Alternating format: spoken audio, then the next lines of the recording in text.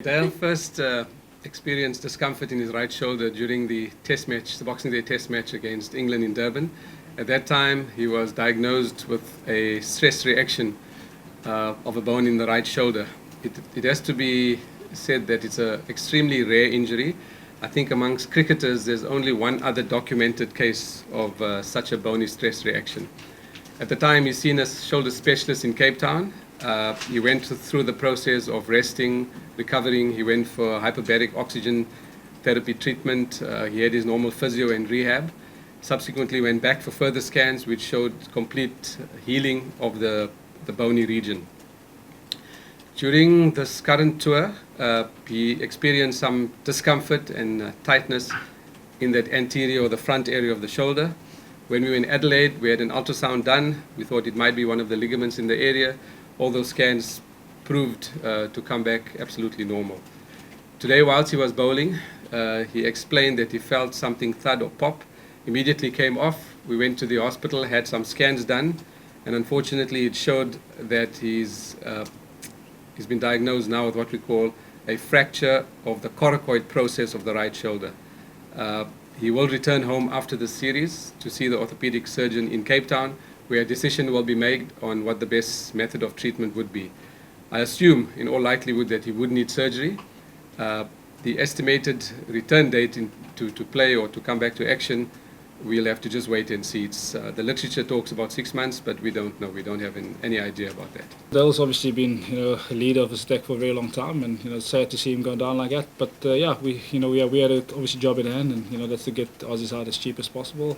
And I think it's a job well done by the rest, obviously by the rest of the bowlers. I think there's always going to be that, that you're going to have to obviously dish up a few more overs. But I think it's obviously responsibility, well taken by the rest of the team and the rest of the squad. That will obviously continue to wanting to win this game, obviously for Dale as well. So I think definitely it's obviously trying to find the best combinations, obviously bowling in the second innings, and like I said, myself, there's a lot of responsibility on myself in KG now. But I think we're looking forward to the challenge, and hopefully we can skittle them again out. I knew personally, it's obviously not one of the best things, taking a wicket of a no ball.